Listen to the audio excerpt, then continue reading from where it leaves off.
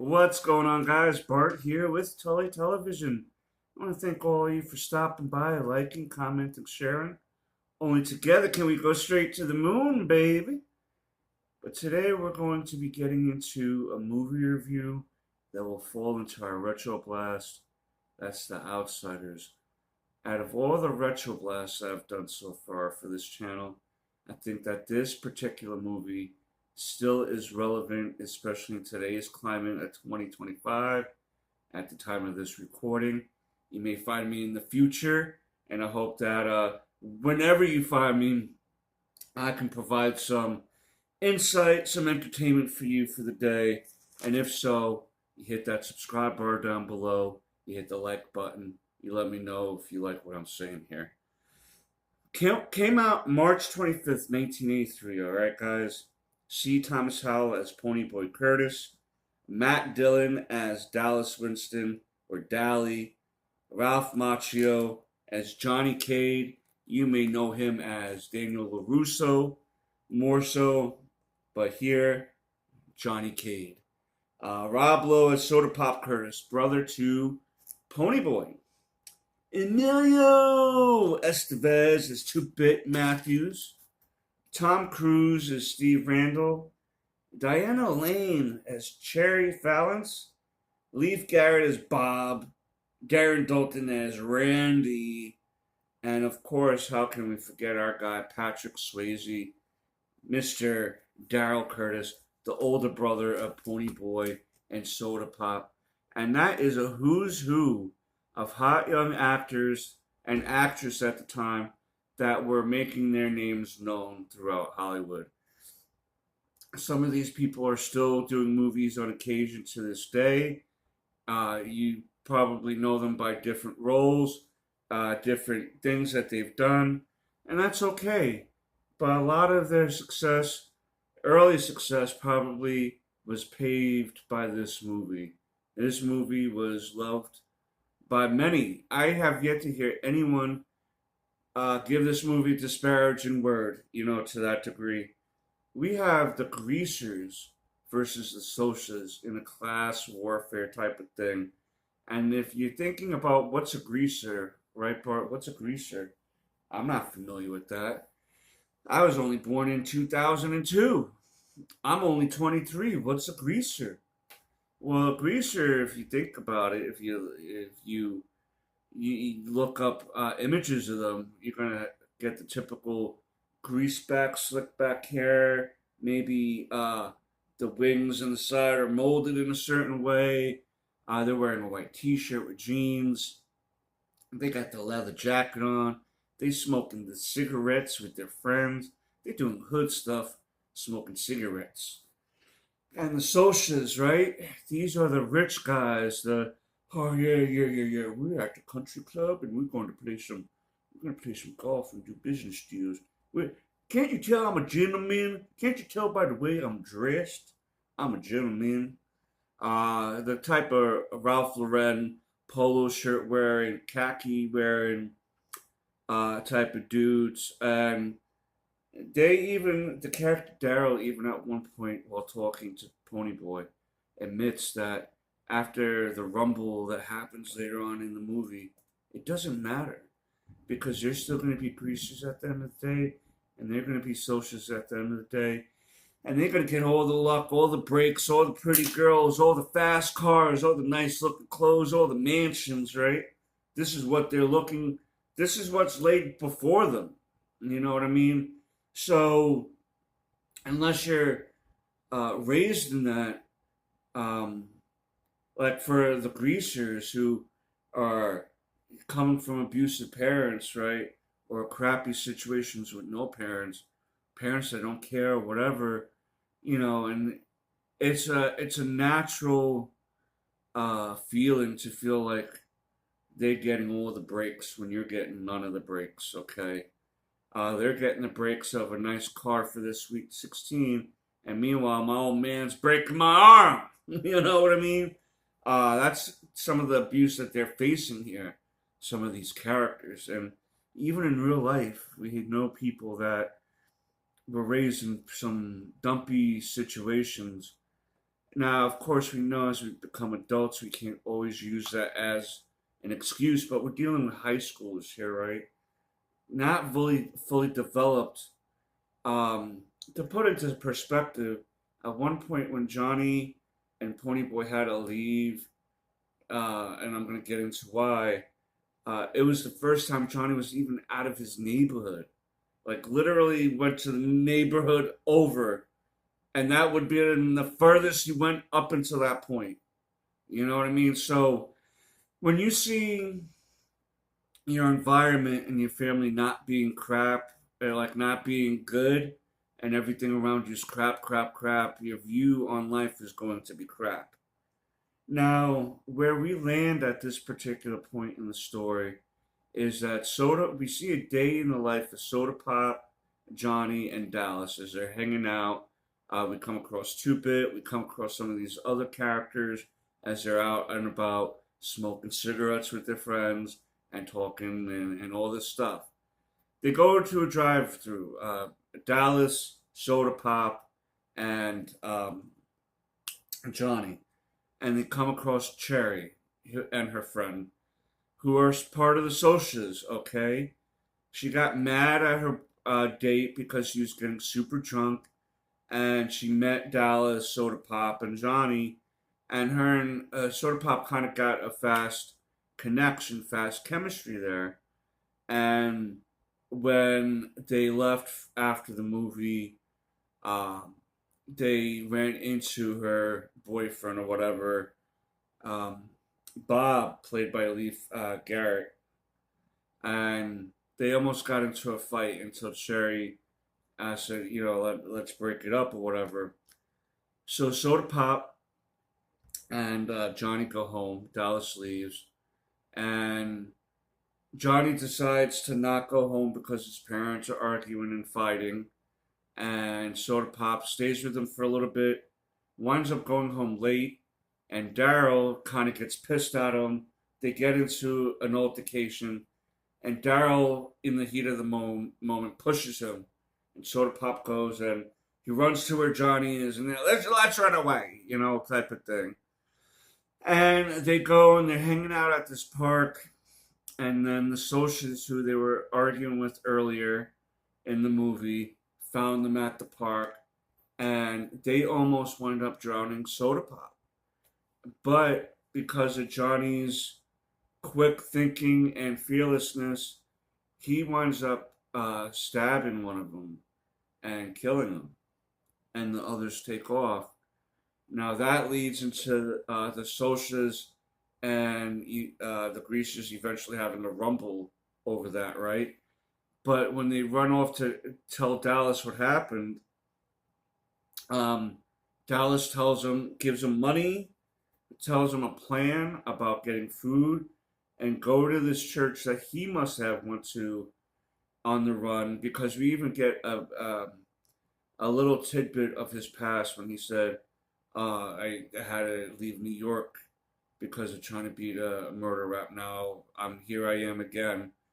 So he has some sort of experience behind this because he's a little bit older than these boys.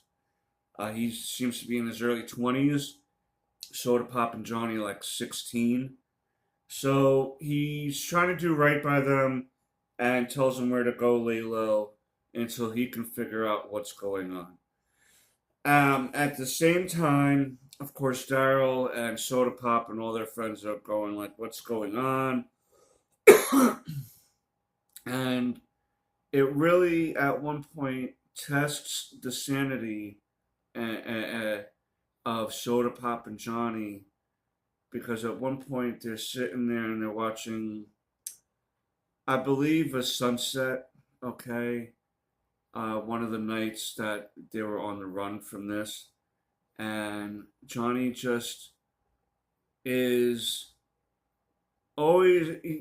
They're talking about how beautiful the sunset can be with all the colors and the feelings it invokes into you, knowing that there's something bigger and grander out there. And Soda Pop recites a Robert Frost poem, and Johnny's like, That's what I mean. That's how exactly I feel. How do you know how to say those things, Soda Pop?" And basically, he's saying like we all feel that way. We all like, even though his other friends don't talk like this, he feels like at least Johnny understands that there's a greater purpose out there to just being a greaser or a Sosa. You know what I mean? He's feeling that there's a grander purpose to this whole thing. And you gotta remember, with his parents dying and then seeing these things around him, it, it probably awakens something in him as a person to wants to do something that is better than what he's doing today. And I think that the majority of us, even in 2025, feel that way. We're looking to feel purpose in our life, that we can make ourselves feel proud, our families feel proud, our friends, our kids, right? We're going to make mistakes, but it's about stepping up and owning up to them, right? And hopefully your people have mercy and understand that where your mindset is at, but also where your mindset is at about changing for the better.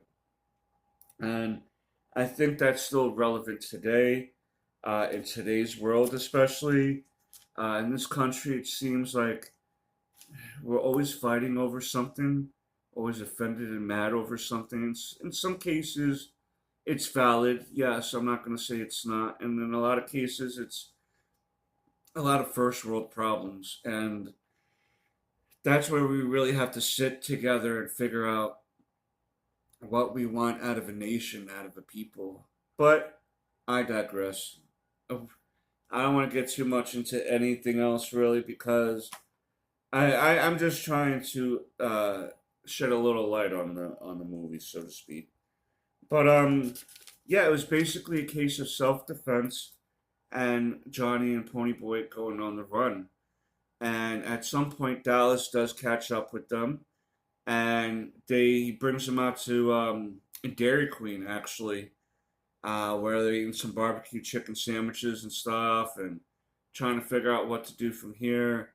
Johnny's talking about turning himself in, because Cherry is saying that she'll vouch for the Sosas messing with them all night, right? At least that it can lead, because why would she put herself out there if it wasn't true when she's of them? You know what I mean?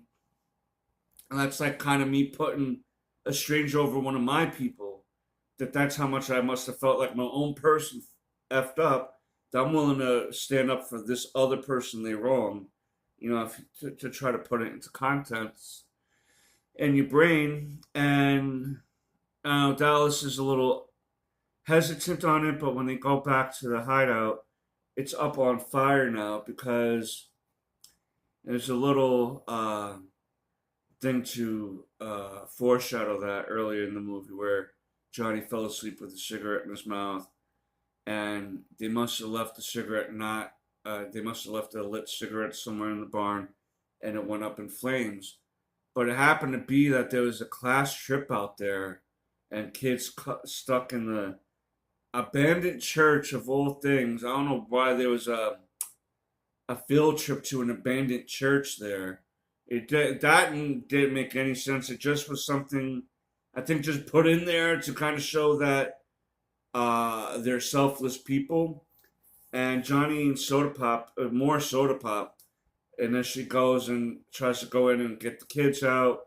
Johnny follows, and eventually Dallas helps out too. But the church winds up collapsing on Dallas and Johnny.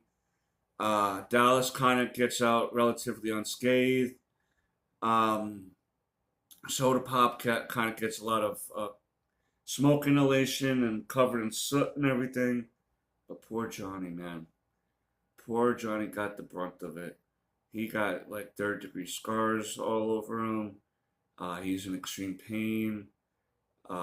Two-Bit and Soda Pop at one point go and try to visit him at the hospital. He passes out, and eventually Johnny passes away. But the last words he said to Ponyboy is "Stay golden, Ponyboy. Stay golden." because part of that poem that Ponyboy was talking about earlier is about how nothing can stay gold forever. But you better stay gold, Ponyboy.